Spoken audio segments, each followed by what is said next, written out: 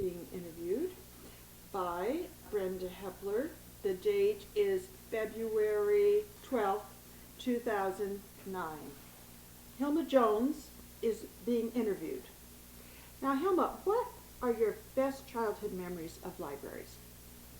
When I was a little girl in Berkeley, I grew up in Berkeley, about 6 blocks away from the North Berkeley branch of the Berkeley Public Library. And my mother would take all of us kids, I had 3 brothers and myself, to the library once a week in the summer. And this was in the late 50s when women wore the circular skirts. And I remember all of us holding onto Mom's skirt with one hand and holding onto our books in our arm with our other. And as I got a little older, my mom would allow me to go by myself to the library, and I would go once a week. And my mother told me, you know, if somebody tries to pick you up in a car, you run the other way and scream. I remember her saying in those days that when she was growing up in Berkeley, even then they had problems like that. So I remember walking to the library feeling very grown up and watching all the cars. And then my impression of the library is a Mediterranean-style building with dark, shiny hardwood floors and dark bookcases with all these books. I loved it. I felt independent and grown up. What awareness of community did you have growing up? I grew up in Berkeley during the time of the free speech movement. So my awareness of community in high school was of a national scene of people not being happy with the war in Vietnam. I remember from my typing class at Berkeley High School looking out the window and seeing the National Guard tanks surrounding Berkeley City Hall, and school suddenly being let out because of tear gas. I remember 1968 when Martin Luther King was assassinated, and suddenly school let out, and I was trying to get home, and there was a whole group of very unhappy black students in Berkeley at the time. Berkeley High at the time was over 51% black. And I looked back, and it was just this wave of people. I was so scared. I was on Shattuck Avenue, and I tried to walk into Penny's, and they locked the door and wouldn't let me in. And I got pummeled. So my mother and father were never active in the community. My mom always was a person who offered cupcakes in the classroom, but as far as volunteering, I never experienced that aspect of life, a very rich aspect of life, until actually moving to Lafayette. Yeah, you just had pretty much of a negative. It was interesting. Yeah. And what is your educational background? You went to Berkeley High and then... Right, Berkeley High, and I graduated from Cal in 1974. It took me 5 years, very academic. My husband and I were married between our first sophomore and junior year. In those days, people actually did get married at age 20. I look at 20-year-olds now and I think, what were our parents thinking? But it was one of the best things that ever happened to me, my husband. Yeah. And what work experiences have you had? I graduated in Berkeley with a degree in botany. I love plants, and I graduated at a time when the country was in recession then too. And it was very difficult to find a job. My husband and I, having grown up he grew up in Lafayette actually, moved to Berkeley in 1965. His father was a professor at Cal. He was the typical absent-minded professor who would be driving to work and forget, am I going to or coming from? So his mother decided in 65 it was time to leave Lafayette and move to Berkeley, and that's when I met my husband. I forgot the question. Just your work experience. Okay, so when we graduated from college, we wanted to move away, and to us moving away meant going to Modesto. And Modesto, well, it's because that's where my husband found a job in accounting. He worked for an accounting firm that helped farmers, silos, Gallo. It was very interesting. But as his wife, I moved there, and Modesto's changed a lot in 30-some years. And at the time, there were not very many jobs to choose from. I did interview with Chevron. They had a plant there that developed pesticides and fertilizers. I wasn't too enthused about that, but you know what? They didn't hire me. I guess it must have shown. But anyway, I worked for a wholesale restaurant and supply company, which is very interesting, very different kind of life. Yeah, and did you have a sense of community experience there? No, but I did go to the library. Oh. And it surprised me. Actually, at the time I was reading Agatha Christie. I always read by author. And that library was so different.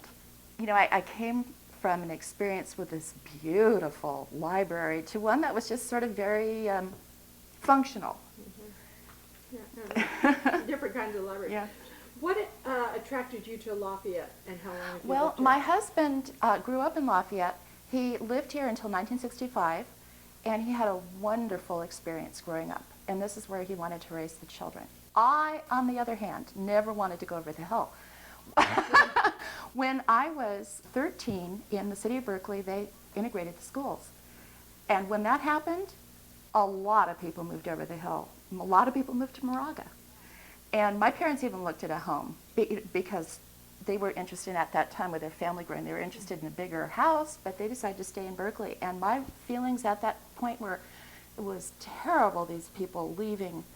Our city was trying to make a good change. And so I never wanted to live here. But did you ever change your mind? Oh, you know, when our son, so we have 3 children, and we bought an old home in Oakland, just a block away from the Kaiser Hospital there. Oh, I loved that home. If we could have helicoptered that over the hill, I would have been a happy, happy person for the rest of my life. But the schools weren't very good, and my husband has this memory of growing up on Spring Hill Road and in the springtime with his dog going up the hills, and this is what he wanted for his children.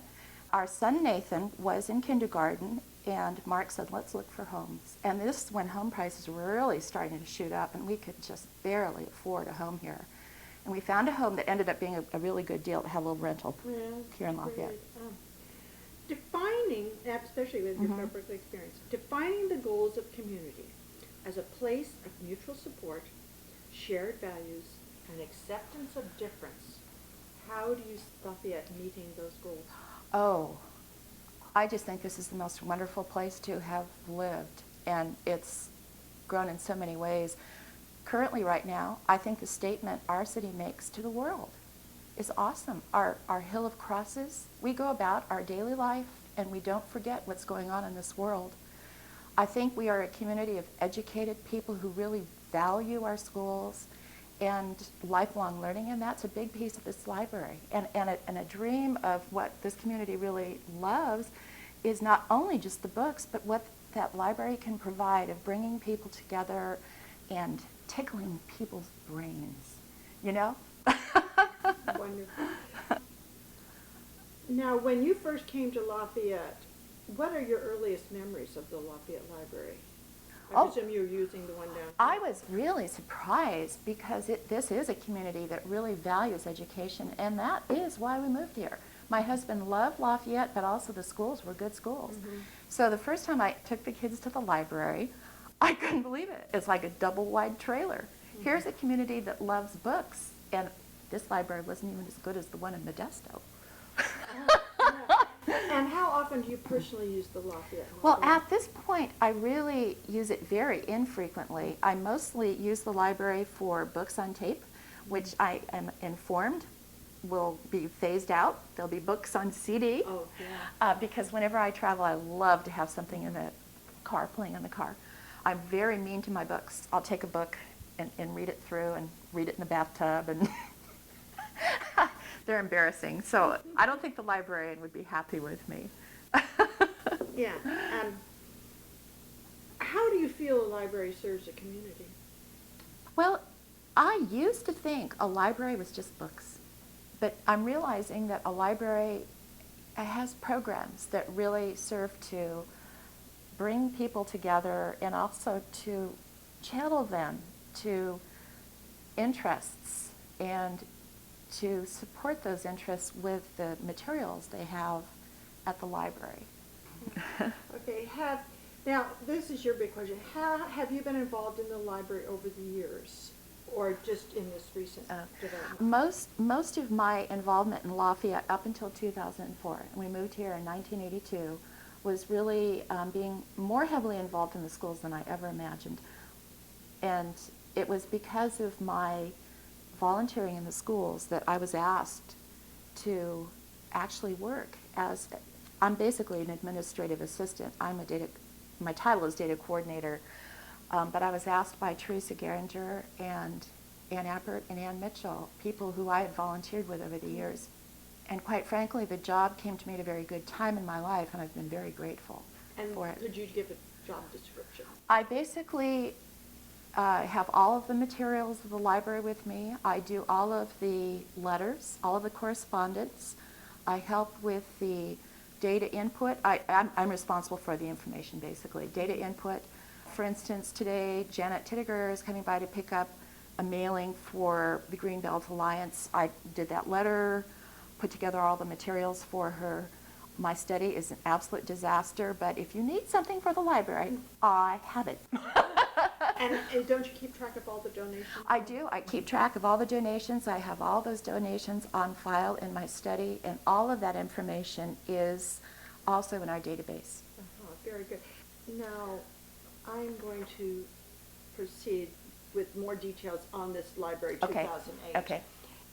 Were you involved in the 1996 study at all? No. Okay. No.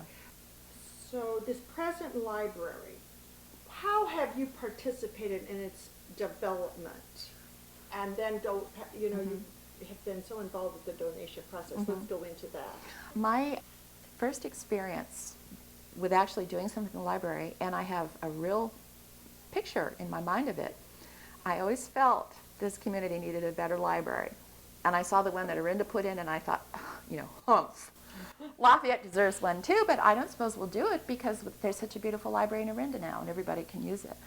So when I heard that people in Lafayette, and people that I really admire, Judy Carney, Ann Groden, people who were forming this foundation, I was so excited about it. And in a conversation with Judy Carney in 1999, she said, we've started this foundation specifically to fundraise for the new library. So I remember in December of 2009 writing my check. At the end of the year, every year, my husband and I figure out, how much we can donate, and we figure out what's important to us. And I wrote out a check, and I brought it to the library. Library was closed. I put it in the book, deposit slot, and that's my picture. I put that money in there, and at the time, it was just something. And what was the date again? I think it was in December 1999. 1999. And then to bring this full circle, when I took on this job, and part of my job is to keep track of all the data. There's my donation. I think I was number 12, the 12th donation, but you should see the first 11. Whoa. Yeah. Pretty cool. And in the donations, this is a question that came up through another interview with somebody else. When it started out, and then, you've seen the numbers coming in as far as donations. And there was a question, of course, could we raise enough money in order to build this library? What do you think was that catalyst that kicked it to such a higher level from just small donations to the realization it's possible? We have some very dedicated, I almost want to say selfless volunteers in this community who studied, I think they went to a conference actually. I might be making this up, but in my dim recesses in my brain, I'm thinking that a couple of these people went to a conference on how to cultivate donations, and they started talking with people very quietly. They started developing materials to bring to certain key people. They knew that before bringing they learned that before bringing a campaign public like this, that you had to have reached a certain goal. And actually, most of your money is raised before it even becomes a public campaign. It's very interesting. Somewhere I have the numbers that show you how you do it. But just like the values of this community, people who really studied it, who thought about it, who looked into it, spent a great deal of time cultivating. I think also it is a community that looked at this library and knew we could have something a lot better than what we had. And then those first key donors were people of great creativity, great imagination, I think, who could see what this could be. Yeah. And then, how did you get involved? You were asked to be part of the role. Right. I had, through the years, been involved in various levels of PTA and parent clubs. I was president of Lafayette Nursery School, and I got it. Then they asked me to work there. PTA at Lafayette School, Stanley. Then I was school secretary at Stanley. That was fun. then parent club president at Acalanes High School during a time, it actually cracked the enamel in my teeth. It was such a rough time when the community was very unhappy with the leadership at the high school, and that was really tough. And then I became a founding member of Las Trampas Creek Council of PTAs that brings together the school leadership from Moraga, Orinda, Lafayette, and Walnut Creek. That was very interesting. That's where I really started to get involved with Teresa. And then I helped with a couple of campaigns where I worked with Tom Mulvaney. I was basically his data coordinator there. And why did you want to participate in the development of this library? I mean, they asked you, why Right. did you? Well, first of all, the people, it's something that I believed in. I always felt so badly that when my kids grew up, they didn't have that feeling of a library that I had. To them, it was Barnes & Noble. They didn't care for this library. It was crowded, it was noisy. They liked to go to Barnes & Noble where they could take a book from the books there and get a Starbucks coffee and sit there and study. They loved the feeling, the warmth. And I always felt as if that was something that I couldn't provide for my kids. And also, these are wonderful people. And at the time, my husband was looking at what he was going to do professionally for the rest of his life. And having a job at the time really meant a lot to me. And what have you enjoyed the most in your participation? I really have always seen myself as a support person. And it's been a real pleasure to support these people who go out and ask donors for money. Janet Tittiger, who's going out to a consortium partner to encourage more participation. I really enjoy supporting people who are willing to stick their necks out and take a risk, because they're doing it for us. And I feel very lucky to do this. And any of your best memories in your involvement, stories, anything Oh, humorous? I have a lot of best memories. Yeah, what are some of your best memories? Were you at the communications meeting the other day when the gala coordinators talked about how Tiffany is going to be donating a gem, a piece of jewelry that will include a private purchase, like breakfast at Tiffany's, where you go in. Anyway, people were so tickled, and I actually took a picture of this with my camera. Here is Robin Holt and Ruth Seckler, and they're looking at these Tiffany catalogs that were being passed around. I thought, oh, this is so cute. We've had many, many events like that. Linda Peterson leads an incredible committee, the Communications Committee. I have to say that has been the best part of this whole campaign. Just really bright people who love words, who love language, like you. And know what a story means to people, written, verbal, or oral, I guess is what I mean. I have many really good memories. I feel very lucky. What transformation have you seen in Lafayette regarding this new library? Because how many years have you lived in Lafayette now? I've lived here since 1982, so we're looking at, oh my gosh. 25. I think I was, 27. that was the age this is going to give away my age. That's about my age when I moved here. What kind of transformation have you? For me personally, when my kids were involved in the schools, my whole life was the school community. And what I see the library doing is bringing together all generations. It's not just parents with children living at home. It's people who have retired, people who are still working and really want to be part of something, giving their time and talents. So I see the library as something that really is bringing together the whole community, all generations. What is the most exciting thing to you about the Lafayette, the new library? I guess to me, it's bringing together in a beautiful setting what learning can do for a life. I remember my husband's grandfather at Mark's grandmother's funeral service saying, of all the things in his life he was most proud of, it was his children and educating them, and that when, during the Depression, his bank took all his money, he said he realized then the only thing that can never be taken from you is your education. What you put in your head is what you keep. It can't be taken away from you. It's there. And I remember going on a hard hat tour of the library and going up these stairs, and you go up. You start from the parking lot, and you go up these stairs, and you go up, and you go up, and then you see that main room with the supports that go up. I mean, you feel like you're being raised to something better. It has taught me a lot of what architecture can do for your feeling about something too. Okay, I'm going on and on here, but I've always felt that we give a message to kids when we send them to school in a place that looks like an old bombed out building. You know, when you really value something, that's where you have to put your investment. And I think that our community is investing in something that they're appreciative of because it's changed their lives, it's made their lives better. They want to continue with this lifelong learning, but they also want to extend this to other people. I think it's being appreciative. Yeah, that's a very good point. Why do you think this, along these same lines, why do you think the citizens of Lafayette have responded so enthusiastically to this library project? Well, I for all the reasons I've given, people love it. But I also have to say that this is where the people who have run the campaign have really excelled in giving their times and talents, and particularly Linda Peterson and the Communications Committee, of anticipating, okay, what's going on here? What news is going to result from this particular issue? And how can we really tell people what the truth is? And you'd realize, and certainly this is my experience all the way through the schools too, the papers, they don't make money by telling you the good things. They make their money by creating controversy.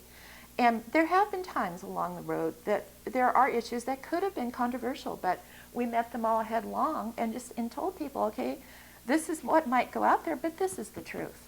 And I think a great deal of time has been spent in editing and thinking these issues through.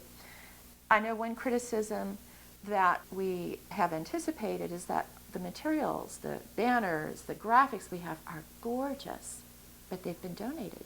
It's a community of people who have used their, a great deal of their talents and creativity to develop something that looks really good. And it's because this is the standard my community sets. I'm hoping I'm saying this right. Yeah. And I hate to tell you, now I've forgotten the question. Anyway, what outcome do you hope for the most with this new library? I hope it's going to be everything that we imagine. I hope that it will be a place that people will love to go and feel comfortable in. I think they're going to love having that coffee. I love the idea, the coffee place. I love the idea of the community hall being right there in the center of town. Steve Falk described at one meeting how the windows will be lit up at night, and when people drive into Lafayette from that central section, they'll see those lights, they'll see a city council meeting happen, transparency, it's there, come on in. A place of welcoming, a place that will just tickle your thinking. And, to go on with the creativity here, fireplaces, we were talking about fireplaces earlier because it's a coldish day. The fireplaces are no longer politically correct, and yet fireplaces, the idea of sitting in a cozy chair by a fireplace is a wonderful place to think of reading. So we are going to have a fireplace, but it's going to be one that is lit by prisms. Can you imagine that? They've actually worked with an artist, and in the ceiling there's going to be a panel where the light can come in to these specially ground pieces of light that will direct it onto the fireplace, and during different times of the day there'll be different colors. Isn't that wonderful? Can you imagine as a kid what that would feel like to see? And then the Big Dipper windows, and then the art that will be put. It's creativity. I think it's something that's going to really tickle our minds. So what do I hope it'll be? Oh, I've got another story to tell you. Okay, my dad was a contractor, and he always did remodeling as well as other construction projects. And when he would remodel someone's home, he would always be disappointed to pull apart the walls, and there'd be nothing there. He always loved it when he pulled apart a wall, and here's a newspaper. Put in there the date the wall was covered over, or old money, or even baseball cards. So when I got to go on the hard hat tour, I thought I'm gonna do what my dad always did. He would always put a lucky penny in a wall to bless the place. So when I got to go on a hard hat tour, I found my 2008 penny. And I was going to put it in a wall. And I asked Steve Falk in advance. He said, oh yeah, go ahead. Just don't put it anywhere that's going to affect electricity and stuff like that. Can you imagine? So I got there, and the place was so much bigger than I thought. I ended up dumping about $2 and change all over. And I gave a nickel to Susan Weaver, the librarian, and I said, you go put this where your office is, and she kissed it and put it in the wall. So I sort of feel like that's where, and that's more of this excitement that I feel too, is I think that building's going to be blessed, not only by sort of what I was able to add to it, but the donors who call, who say, you know, I want to donate in memory of my wife who just passed, who was a librarian. I want to donate in her joy of reading. And other stories like that, and you realize with those kinds of feelings going into the building, it's going to be a blessed place. Wonderful. Oh, yeah. Just in finale, I think you've covered it all, but in enhancing our sense of community, I really think you have answered this throughout. Let's just end this by looking at the values that are being addressed in contributing to this project, and what values have been touched the most by your involvement. Well, a big piece is just the joy of getting together with really interesting people, experiencing people who are willing to give of themselves. I've particularly enjoyed working with people who are a step ahead of me in life, who have been a real inspiration to me. You know, I do come from a family where, you know, volunteering was just not on the radar. And it helps me personally to be able to look forward to the next stages in what I want to do, people I want to, you know, emulate. And so I think it's more than just a social place. I think it's a place that inspires us to, in how we want to live our lives, what we want to put in our heads. Another item I'd like to address before this is over is how I feel the internet is affecting libraries, and I think the internet enhances it. I know for myself personally, when we took our kids to Europe in 1993, and this was a way back, but the internet was up and running. I would go to the library to get videos on travel, Rick Steves, even back then. And now I'll get into a book. I read Team of Rivals by Doris Kearns Goodwin. Got me into wanting to hear or see videos and other books, and how through the internet you can go on there and you can see, well, there's this, I'm interested in this, there's that. Things I never would have put together before. And in keeping your brain active, you realize that it isn't just the written word, it's hearing, it's seeing, and it's all there at our library, available to anyone who may not have these things at home. Right, and so then, getting to the internet and ending in this point, that it was said long before anyone really appreciated what libraries were becoming. It was said the internet would kill the printed word and libraries would become obsolete. How will our new library avoid such a fate? Oh, it can't help but enhance learning in every single way. And to see the possibilities of the internet, integrate it, and bring more. It's kind of a blossoming. Great.